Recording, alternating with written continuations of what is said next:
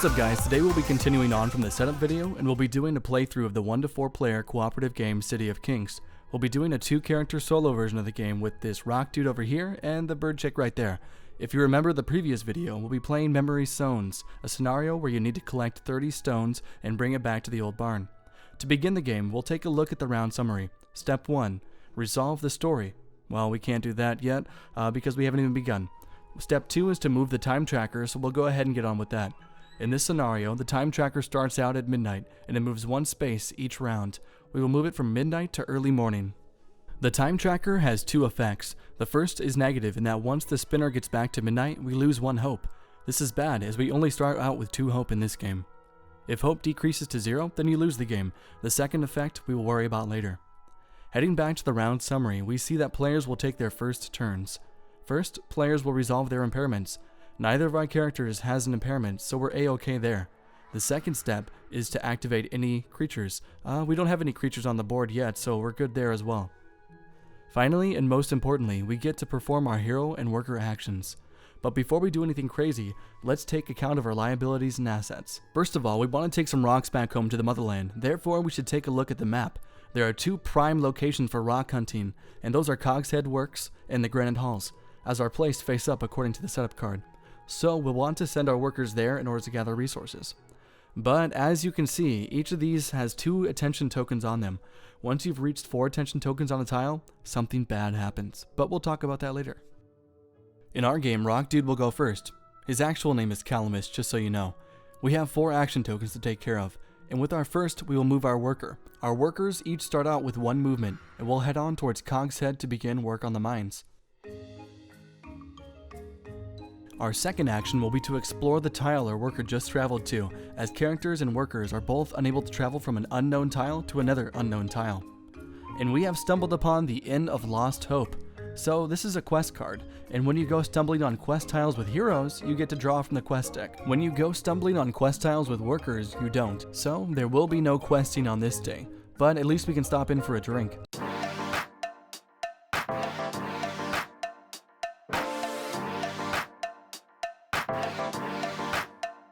Alright, moving on. We need to keep moving towards Cogshead to dig up some of that good rock stuff, so we'll spend another action on movement, and we'll follow that up again with another explore action. Now, we could leave it unexplored since we are traveling from this tile to Cogshead, unexplored tile, but we only have 1 action left and no movement actions available, so we'll just go ahead and explore it. Alright, and apparently we don't like questing today as we've used our worker to unbury another quest tile, and we can't even stop for a drink this time since we've happened upon a free grove. Whatever, it's Bird Chick's turn. Hopefully her turn will be more interesting. Alright, player's turn, and there are no impairments or creatures to worry about, so we'll go straight for the action. And guess what? Bird Chick's worker will be heading north towards the other mine, the Granite Halls, and then we'll use her second action to explore as well. And here we have traveled upon a lake, one of the moon in specific. Moon Lake is a resource tile in which our workers can work and taketh backeth the fish of their labor to the City of Kings. Before we go any further, let's take a quick break to explain the tile just east of Moon Lake. The Haiziki Caravans, a group of nomads wandering just outside the city, is a shop in which we heroes can sift through their wares. This is the reason we have these 3 fine items to look through in our trade district. Every time a shop is discovered, 3 purchasable goods come into the trade district. Okay, continuing on our journey, we will actually stop at this lake to do some light trolling. Our third action will be for the worker to do some work. In order for our worker to work, we need to take a look at the dice. The blue dice are used for gathering resources. Since our worker's gather level is level 1, we can roll 1 die. This is what determines our resource gathering capabilities. So, we'll go ahead and roll a gathering die, and we got a 1. We got a 1 fish. Alright, we have to try that again. We'll go ahead and load that dweeby little fish into our cart. Our cart can hold up to 6 resources, by the way. Action number 4 is work. Roll the die and we get a 3.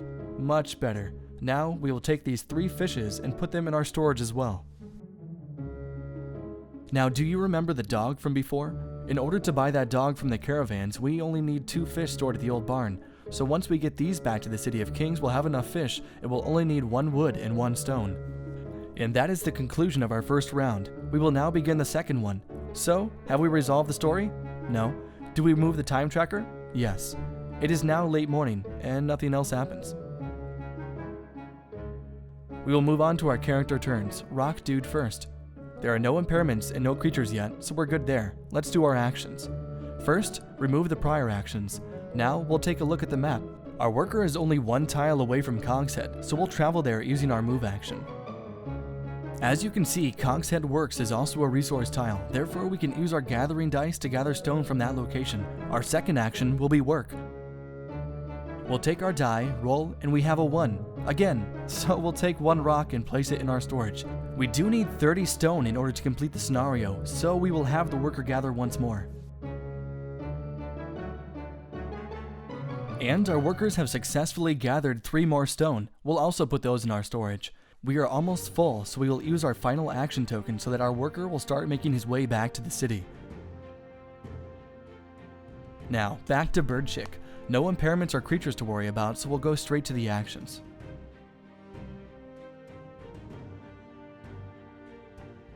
Our northern worker will head south back to the city to deposit his fishes in the old barn. We'll take the 4 fishes from the storage and put 1 on the 4th place in the old barn. We'll take our first hero action now, and we'll move Birdchick 1 tile east to the Inn of Lost Hope. When heroes interact with a quest tile, they are able to draw a quest, so Birdchick will do just that. And we see a bucket on the ground. Since we already have a steady supply of fish, we'll go ahead and take the experience point. We don't need no buckets. And our characters have now reached level 1. When characters gain experience in the City of Kings, they gain it together. Therefore, both characters will level up. This level up allows us each 1 stat upgrade. Rockdude and Birdchick will both upgrade their worker gathering abilities to level 2 so that we can now roll 2 dice when gathering resources.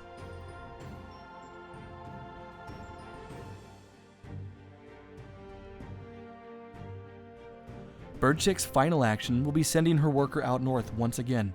We are now entering our 3rd round of play, and luckily we haven't run into any creatures. We've also upgraded our workers' gathering abilities, so we'll be able to gather stone more efficiently now. The mines also still have only 2 attention tokens on them, so nothing bad has happened yet. Looking back at the round summary, we cannot resolve the story since we have no stone at the old barn, but we will move the time tracker to midday. We are now halfway back to midnight. Moving on to players' turns, there are no impairments or creatures, so we will perform our actions. Calamus, aka Rockdude, will have his worker perform 2 move actions, each for 1 tile, and drop off his stone in the city. The worker empties the 4 stone from his storage into the old barn. Calamus will then move out of the City of Kings himself, and since he has a movement level of 2, he will move 2 spaces north. For Calamus's final action of the turn, he will perform an explore action and flip over the tile he just traveled to.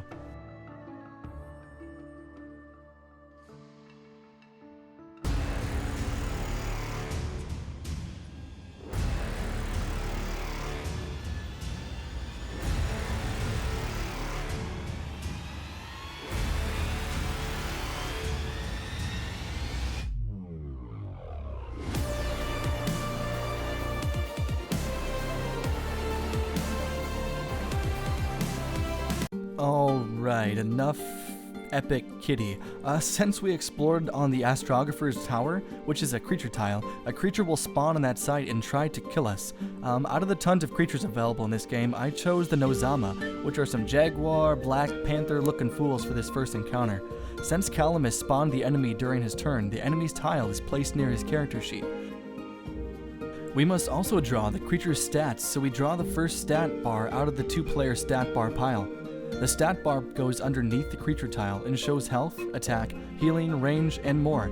Killing this particular creature will give us 2 experience. We will also place a red health cube on the 3rd HP space of the Kozama since it has 3 health. Creatures also gain abilities. This creature will have 2 abilities, one for the green bonus on the tile, and the other for the green bonus on the stat bar. 2 random green bonuses were drawn from the green bag of bonuses and applied to the Kodama. The bonuses of move and tracking were drawn, which we'll go through once the creature makes its first move. In the meantime, let's try to kill it. Calamus's turn is over. Now we go to the Birdchick, whose name I still don't really know how to pronounce. There are no impairments, and since Kodama is not Birdchick's spawn, there is no activation for this hero. Let's move on to the action. Talora will use her first action token to take the move action and travel towards the creature, 1 space north and 1 space west. Talora needs to perform an attack on the creature, and she has a range level of 1, so she can hit creatures 1 tile away. Talora will use 2 of her actions to attack the creature. Birdchick has a level 1 attack, so she can do 1 damage per attack. The Kozama creature has no shields and no defend abilities, so the creature will take full damage. The Kozama's health goes from 3 HP to 1 HP. We would use our final action to attack, but we have run out of attack spaces on Talora, so we'll use a worker action instead. We want to use our worker, but we also don't want to move closer to the creature. Whenever a worker is on the same tile as a creature, it becomes paralyzed, so since we're on Moon Lake, our worker will do some work to gain some fishes. We now have a gather level of 2, so we are able to roll 2 blue dice. So the good thing is we get 3 fishes. The bad thing is that an attention token also gets placed on Moon Lake, but I think the good outweighs the bad in this case. The 3 fishes will go into our worker's storage and we'll move on to the next round. We don't have 30 stone yet, so we can't resolve the story, but we do move the time tracker 1 space from midday to afternoon, only 2 spaces from midnight, and a loss of hope. Okay, so there are no impairments, but Rock Dude does have a creature, so the creature will activate. There are a few steps to creature activation. First, the creature resolves impairments, but it has none. Second, the creature will heal. The Kozama has a heal ability of 1, so it now has 2 HP instead. Thirdly, the creature will perform its basic attack on its priority target. Basically, whoever is in range with the highest max health and next in turn order. In this case, it will be Calamus. Calamus will take 1 damage and now has 3 health. The Kozama has no attack special abilities, otherwise they'd be used here. The 4th action is the Attack All action on the stat bar. Kozama has an Attack All of 1, so it will attack every hero in range for 1. Calamus will now have 2 HP, and since Bird Lady is within range as well, she will be hit by 1 as well. The 5th and final stage of activation is to use the creature's special abilities, lowest numeric value going first. Move first, then tracking in this case. For move, draw a position card. The position card gives 4 options. The Kozama cannot do position 1 as it would be off the board, but it can do position 2, so it will. The Kozama moves 1 space north and 1 space east. Now the Kozama will use its 2nd special bonus, which is tracking. Tracking allows the creature to move 1 tile closer to the closest hero. Luckily for us, it's Calamus' turn, and he's going to destroy the creature. Calamus will use 2 attack actions to defeat the Kozama.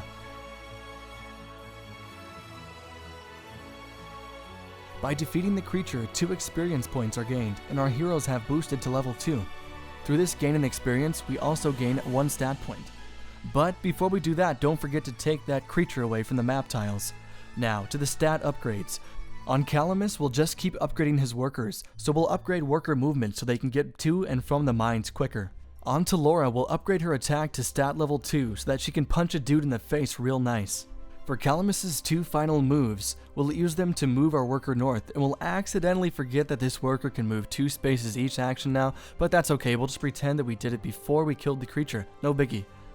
Heading back to Talora, she has no impairments or creatures, so we'll do her actions. Since our worker's already doing his thing at the lake, we'll keep letting him do his thing. And it looks like our worker has successfully fished again. Our worker's storage is now full, so we'll take him back to the city to drop that load. Our fishes are loaded into the old barn, and we now have 10 fishes in storage. For her final 2 actions, Talora will move her worker north and move herself eastwards to the Haiziki caravans to begin exploring next round.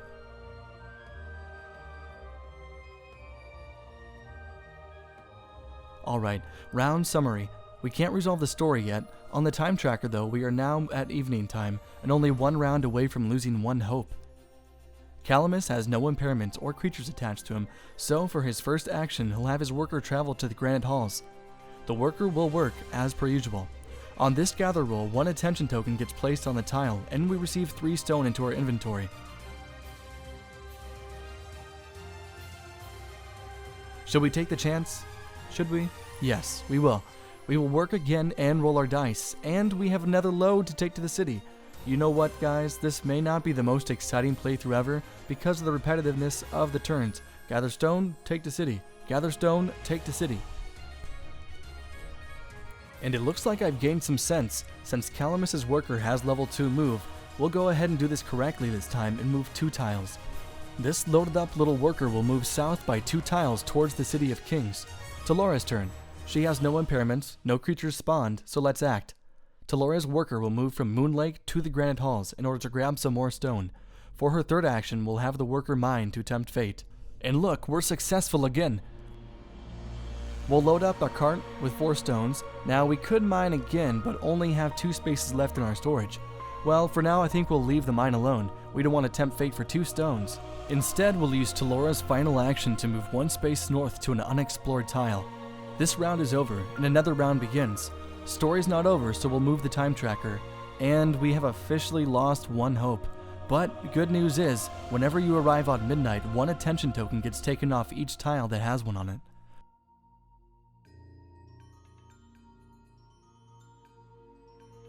Let's start with Calamus's actions. Workers, move. Pretend that detention token isn't there, because it's not. Worker, deposit.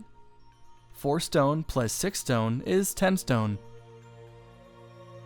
Alright, enough with the workers. We're going to explore with Calamus. He will use his 2 movement to move through Granite Halls to the unexplored tile to the east.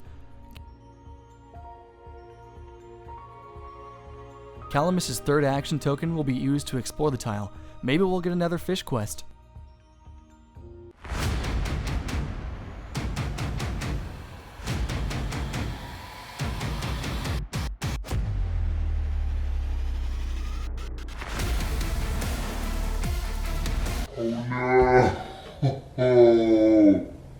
Listen guys, I know, it's not my fault. I don't get to decide what the creatures choose as their theme music, they do. And the Hopebreakers wanted this, so we will just have to deal. New army of creatures. Calamus has gone and happened upon a mob of angry hammer people, and look at those stats. 4 health, 2 bonus abilities, 2 reflect, 1 attack, all, 2 range, but once we kill these bros, we'll get 2 experience points. Also, I didn't forget to draw the 2 skills for the creature in the video. They were just offensive based, so you'll see why I didn't bother showing them. Hint, they don't get to attack. Okay, let's mix it up. For Calamus's finale, he will go ahead and heal our little bird friend over there. Calamus still has a heal level of 1, and Talora is in range, so he will heal her for 1.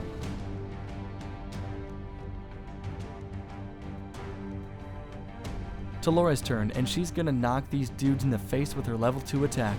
She has no impairments, and the creature is Calamus's, so she can perform her actions. We will have Talora wipe these creatures with her attack power by using 2 actions. 2 times 2 is 4.